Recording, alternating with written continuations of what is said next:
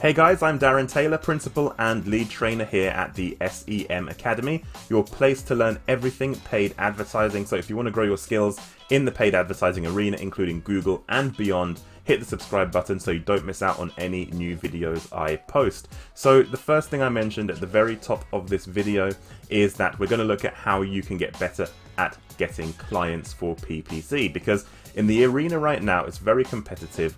There is a lot of people looking for digital marketing services, but there's also been a lot more new people coming into the market as freelancers as well. Trust me, I know, I get messages from new freelancers nearly every single day. So I want to show you guys, because you're part of my show and part of my circle, how you can beat the rest and get the clients you want to grow your business, whether it's a freelance business or a agency as well. So let's get started. Now, when I thought about putting together this list for advice, I did think to myself, there's a lot of advice already out there, and a lot of it is pretty much the same, and you guys are marketers. There's no point in me trying to tell you to do the obvious things like get a website, have good messaging, get traffic for your website, because you know all this stuff. Otherwise, why would you even subscribe to my channel? So I want to take a bit of a different approach, because there's a bit of a dichotomy in the PPC marketer. PPC is a very technical subject, very much a very numbers-based, very Excel spreadsheet-based analytical kind of thing. Whereas the other side of things, when you're landing PPC clients, it's all about how you can speak. It's your sales ability, your ability to communicate your services, how effective you can be. And sometimes for a PPC marketer, that can seem pretty daunting. So the advice I want to give in this video is when you engage a client, because of course I'm going to assume you're already generating traffic, we've already got a website, you're doing all the obvious things that a lot of these other lists tell you to do. I want to tell you how to actually win the business. The first piece of advice I would give you is that you need to understand the type of client you want. You need to be able to visualize who it is and specifically what kind of business they're running. Now, before we jump into industry niches, what I'm talking about here is the type of business size, because there's two very different challenges. In fact, there could be a number of different challenges based on the answer to this question and how that matches with your skill set. So what do I mean? Well, think about this. If you're a small business and you're looking for PPC help, and you're a very, very small business, then you as the owner are going to be managing the PPC freelancer or agency you bring on. And that kind of person has no marketing knowledge or very little marketing knowledge. They know how to run their day-to-day business, and they want to rely on somebody who can articulate clearly the development of the account and how things are going, how PPC works and things like that. Conversely, if you look at a medium-sized business where you have an in-house marketer who knows the digital landscape, who knows exactly the kinds of things to expect from PPC as a channel. Maybe they've run PPC before with a different agency or freelancer. They have a frame of reference to understand what to expect. Now, these two people have different needs, and you need to match your abilities with the different needs. And there are a sliding scale of issues here as well. So what I mean is that if you go for the smaller, tiny business and you work directly with the owner, because you know that's the kind of conversation you're better having with somebody who doesn't necessarily understand the digital landscape as well, but you can actually help them and grow them, then that's somebody who you could work with based on your personality type and your abilities. Now, the problem with this, of course, is the smaller the client, the smaller the budget. The smaller the budget, the less your income. I'm not going to go into specifically how to charge for your services, but ultimately, lower budgets generally means lower incomes. So that's one side of things. But it also means you're talking directly with the decision maker, meaning you can bring clients on quicker and faster and get more of them coming through into your business. So you have to balance these two things. Conversely, when you speak to a middle manager, a marketing manager within a business, then you're going to have a different challenge. They're going to understand the digital landscape, and your skill set is essentially going to be explaining why you can get results when others might have failed. So that conversation might become more technical. They might need somebody with higher ability levels, because of course, if you're a new freelancer, having a conversation with a astute marketing manager is going to be harder than if you're a long-standing freelancer or agency with proof of results, who's been running things for a long time with great knowledge, who can help the marketing manager look good. So these are the two different outcomes. The small business guy who owns the business wants to make money to grow his business. The manager within the business wants to get great results to grow their career, because the better results they get, the further up the ladder they get. So these are the kind of emotional conversations you need to have with either type of client, and you need to match your ability with these two needs. That is the very first thing you need to do. Oh, and if you think you can do both, then do both, by all means. If that's the kind of thing you want to do, then you can pitch both sides of the coin. However, from my experience, I generally see people go one or the other, because if you're an agency with overheads, you might need the bigger clients, so going for a small business owner might not work. And if you're a freelancer, it takes a long time to bring on bigger clients, so you might need the smaller clients to keep the things running on time, to make sure your bills are paid, because as a freelancer, your income is much more up and down, shall we say. And if you're an agency, your income can be up and down, but generally it's more consistent because you've got a bigger operation with people in place. So that's the two things to think about there as well. So now you know the size of business you want to target and the type of business. Let's talk about niching down, because this is quite a big conversation. Some people think that you should go for all the different types of businesses regardless of who they are. And some agencies do take this approach. And again, if you're trying to grow a business, whether it's a freelancing business or an agency, sometimes niching down can seem scary because you're kind of refusing business. If you get a type of inquiry that doesn't quite match the niche you're in, then that means you're turning down business. It means it's harder to grow your business, and it feels like you're going backwards.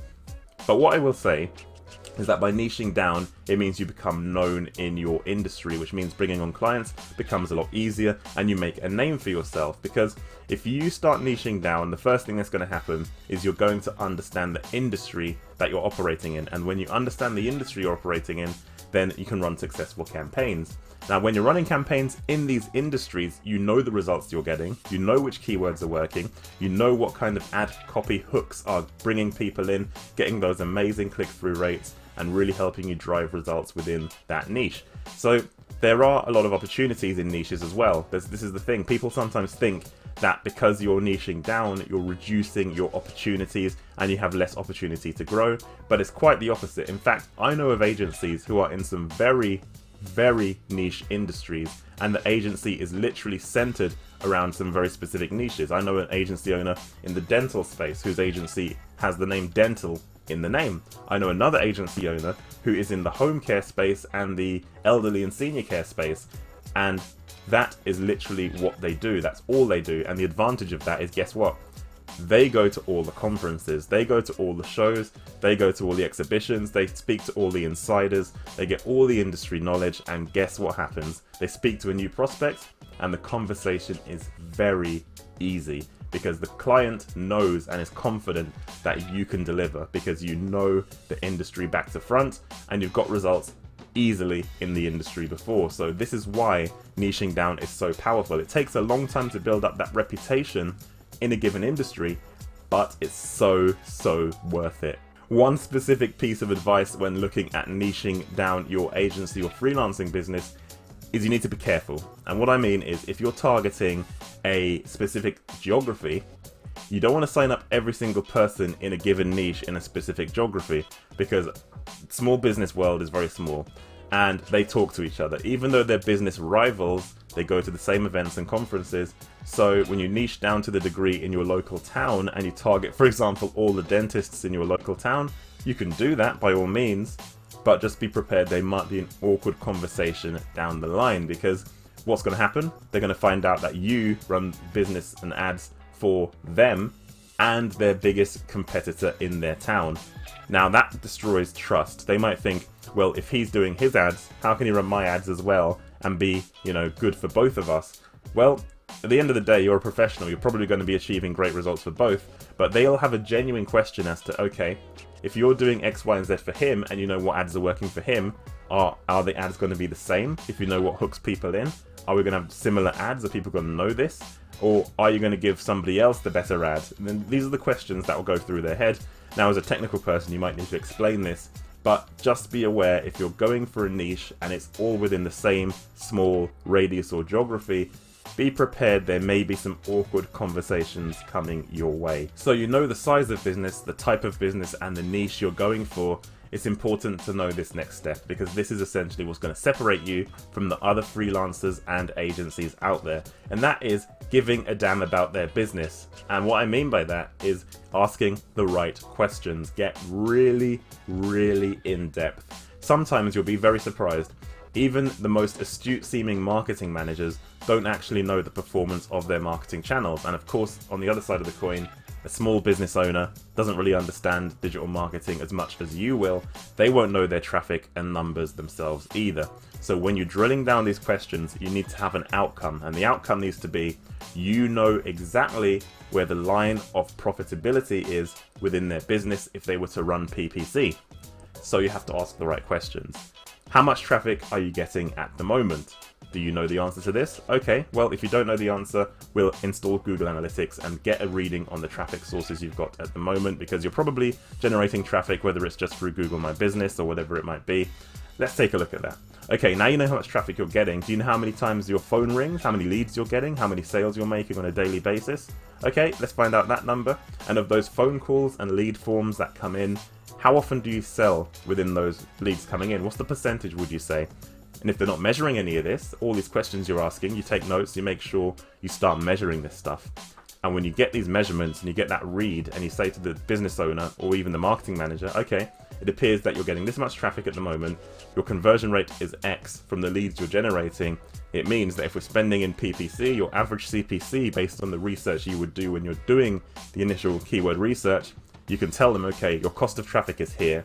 This is how much traffic you could potentially get in your budget. Here's what your conversion rate currently looks like, and here's how much money I'm going to make you through PPC. And you can have that conversation with confidence because you've run the numbers, you know their business back to front. And the other thing as well is, of course, PPC is a high converting channel. If they're getting traffic from other sources that might be more passive, your conversion rate is going to be higher than the other ones. But you don't need to tell them that at this stage, because they're already getting those results and they might be happy with them already.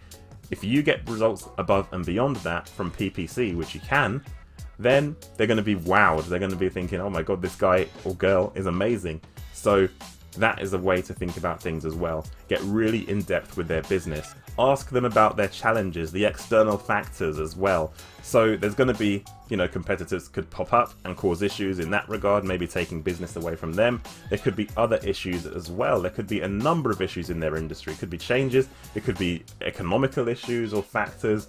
There could be so many things that could impact their business. And one thing I would tell you is that business owners love talking about their business. They will spill the beans. They'll tell you everything, all their challenges, all their woes, be their shoulder to cry on, but come up with the solutions. Be aware of the problems. Talk to them about any kind of issues in the industry they're having, how you could potentially negate those with PPC. Say, for example, something big happens in the industry and there's a massive spike in search for something, which has happened in the past to me and clients I've run before. But because it was newsworthy, the type of click coming through wasn't very valuable. It wasn't actually people looking for the service, it was people speculating about news articles. So you talk about risk management, you talk about how you'd negate all these issues, how you come up with solutions, and how you can become their PPC guy or girl. That is the objective. Get into their business, understand all of the areas in terms of traffic, conversion, and sales, and also externalities as well. What factors affect the performance of their business? What challenges are they facing? And how can you overcome those challenges? Have that conversation and you will win a lot of business. And my final piece of advice for you guys when it comes to winning clients is that you need to become an educator. We touched on it a little bit in the last point in terms of the side of things of explaining how you're going to overcome business challenges, getting in depth with their business, but you need to go beyond that. You need to become somebody who can turn the very technical into the very simple. And the better you can get at doing this, the more clients you will win. Now, what I mean is that PPC and Google Ads is a very technical channel. We know this. We know the platform changes all the time. We know the direction of travel with Google. So there's going to be a ton of questions. You haven't even talked about things like bidding strategy yet. You might not want to divulge that to your client. Some people might just think they're paying me to run ads. I know what works best. I'm just going to run the ads. Change how you think. If you educate them in the early stages it shows them that you are the person to run their ads because you have amazing knowledge. So when you're having these conversations, you can talk to the advertiser about, okay, Google have different ways you can bid, explain how the auction works, explain how competition in the auction works, explain quality score about having great ads and a great page, because that conversation around the landing page is also really important. There's a temptation to take the money when it comes to signing clients because they want to run ads, they found the PPC guy, and they want you to run the ads for them. But you look at their website, you might think, oh, is it a good website? I'm not so sure. It's probably not going to convert very well. Have that conversation. Tell them what a good website is. Show them examples in their niche of winners and leaders who are doing great things with their website and say, this is why their website works. You can see where the conversion points are. You can see where the calls to action are. You can see how well the content is written, their use of images. Talk them through a good landing page. Consult them on how they can make changes to their page. If they can't do it, tell them that you're happy to source somebody who can make changes for them. It's not very difficult to find people who can make changes to websites. You might be able to do it yourself as well. So there's a ton of options available here. Tell them about bidding strategy AI in terms of smart bidding. Tell them that Google's new port of call is to push people into smart bidding and that sometimes it works amazingly, other times it doesn't work as well, that you want to start a campaign off maybe with manual CPC, with eCPC, or maybe something else. To explain to them the processes you're taking leading them towards their results. It's really important to have these conversations. It's really going to set you apart. So when you're having these conversations, you're educating them, and you're not going to be able to educate them unless you can articulate this properly. If you're very technical and insular and you kind of babble them with techno speak, they're not going to listen, they're going to close off, they're going to be a bit worried about what's going on. So you need to get better at articulating the very technical and making it very simple. Now, it's something I do all the time, obviously, on this YouTube channel. I've been doing it for years, so I'm very used to it. It takes practice, it takes time, but the more you do it, the better you get at it, and the more clients you can win. So that's an approach you really need to think about, turning the very technical into the very simple. So that's it. That's how to win more PPC clients for your business, whether you're an agency or a freelancer. Let me know in the comments below what you think of this advice. Is there anything you think I've missed? Is there anything you think that's helped you in the past? Hit me up in the comments below. I reply to pretty much all comments on new videos, so hit me up. I'll be more than happy to talk with you down there. But I hope this has been helpful. Thank you guys for watching. This video was brought to you from the semacademy.com, which is my website I've created to help you guys get more from your advertising. It's a membership site that gives you direct access to training courses and materials that have all been accredited online that allow you to get better at paid advertising. And what's more, you get to ask me anything you want as a member. You can ask me any question for any challenges you're facing, whether it's on the courses themselves or in your day-to-day marketing life. I'll be on hand to help you every step of the way. Membership includes a 1-day free trial, so you can try it and see if you like it first time around. And thereafter, membership is only $59 per month to have unlimited access to me and all the materials which I'm adding to all the time with new courses and new modules. So head over to the semacademy.com to find out more, and I look forward to seeing you on the training.